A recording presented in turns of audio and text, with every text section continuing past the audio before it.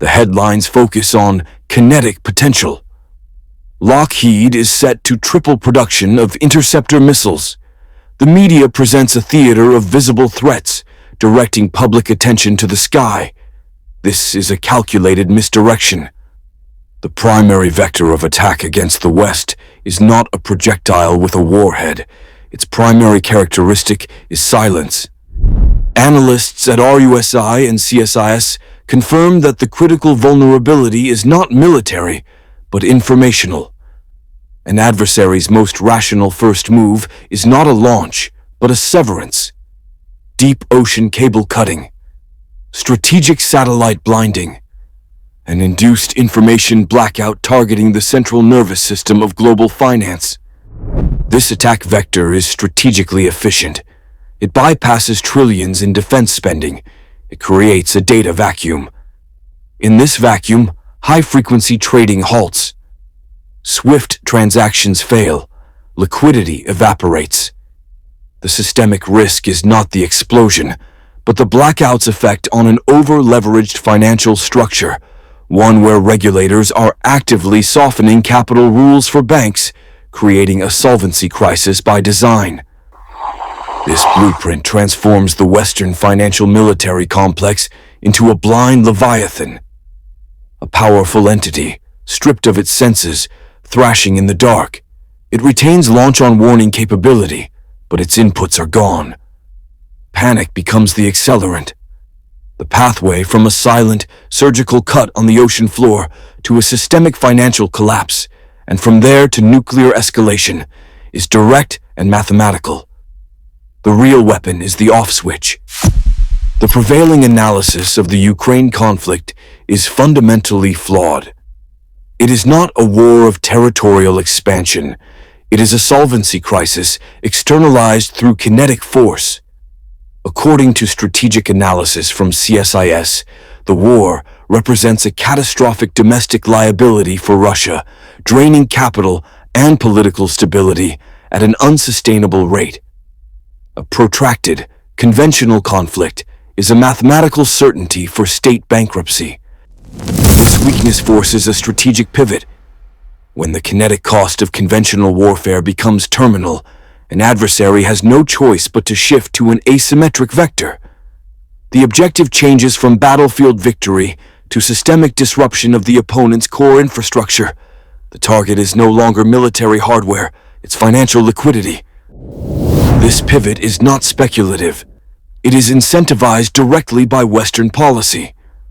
While a conventional arms race accelerates, evidenced by Lockheed tripling production of interceptor missiles, a far more dangerous vulnerability is being engineered. According to Reuters, regulators globally are actively softening capital rules for banks. This is the liability swap. We are trading fiscal solvency for perceived political calm. By reducing the capital buffers that protect banks from shock, we create a systemic vulnerability of immense scale. An adversary, facing their own solvency crisis, now has a direct, low-cost path to triggering a catastrophic failure in our over-leveraged system. Therefore, the motive for a limited kinetic strike, perhaps in one of the three hotspots identified by both U.S. and Russian intelligence, is not to gain ground. The motive is to be the pin that pricks the bubble. The goal is to generate a shockwave of sufficient magnitude to force a cascade of margin calls and liquidity failures across a deliberately weakened Western financial system. It is the cheapest, most effective form of modern warfare. The entire economic model of modern warfare has been inverted. The math is irrefutable. Analysis from institutions like RUSI confirms the new kinetic cost ratio. A $5 million main battle tank can be permanently neutralized by a $500 first-person view drone. This is not linear attrition. It is an exponential liability on the balance sheet of any nation-state. This phenomenon is termed the democratization of violence. Precision lethality is no longer the exclusive domain of defense contractors like Lockheed Martin and their multi-million-dollar interceptors. An adversary no longer needs a symmetrical force. They only need to leverage this extreme cost asymmetry to inflict targeted, systemic damage. The objective shifts from territorial gain to triggering a solvency crisis, making the cost of defense mathematically unsustainable. The trigger event for systemic collapse will not originate in a major capital.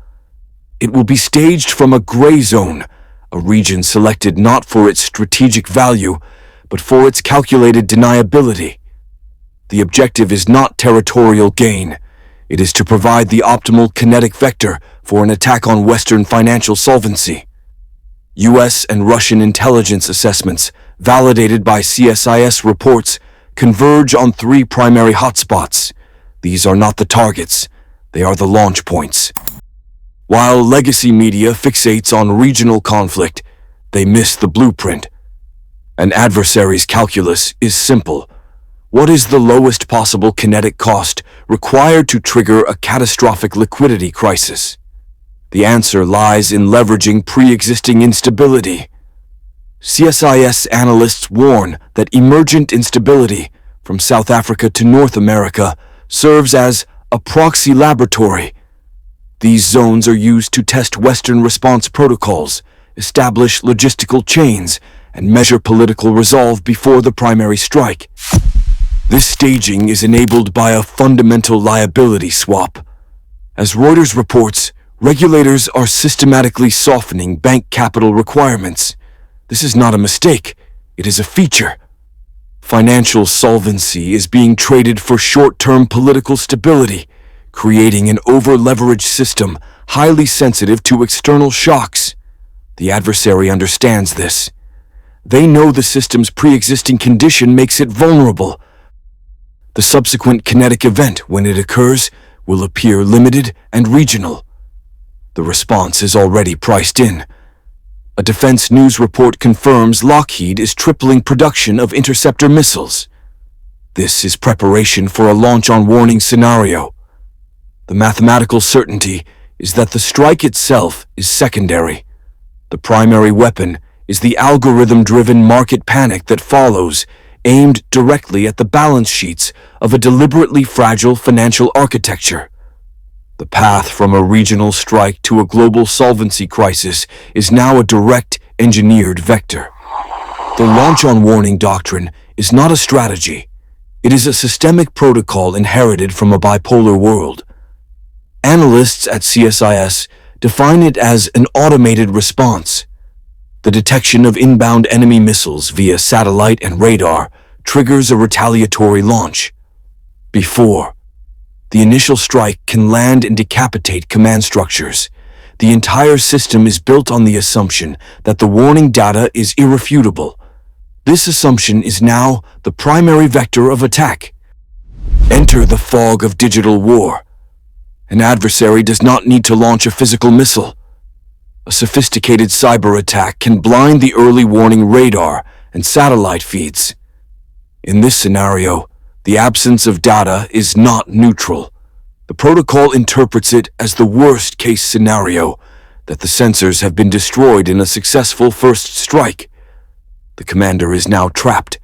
They do not know if they are under attack or if they are simply blind. This forces a mathematical choice with zero room for human intuition. The protocol demands a decision based on a binary input. Is there a signal? If no, the logic defaults to launch.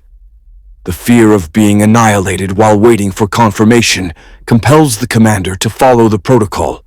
The adversary's kinetic cost is negligible. A team of hackers.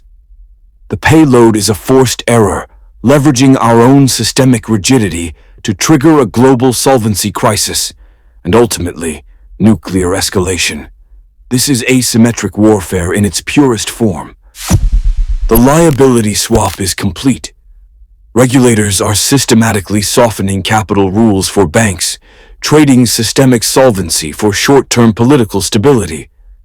This is not a policy error, it is a calculated vulnerability. An adversary's objective is no longer territorial gain, but a solvency event.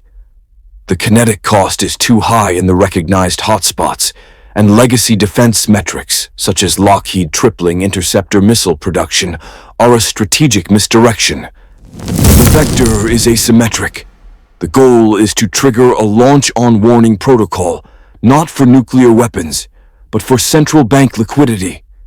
This requires a test, a calibration shot to measure the panic velocity and the system's breaking point. The attack must be impossible to attribute, creating political paralysis that acts as an accelerant for financial contagion. Within the next 12 months, anticipate a catastrophic grid failure at a major U.S. port, timed to coincide with a peak shipping period. The blackout will be targeted, precise, and last 72 hours, crippling logistics and port-based data centers. Official reports mirroring the plausible deniability protocols analyzed by CSIS will blame solar flares or novel malware. This is the calibration.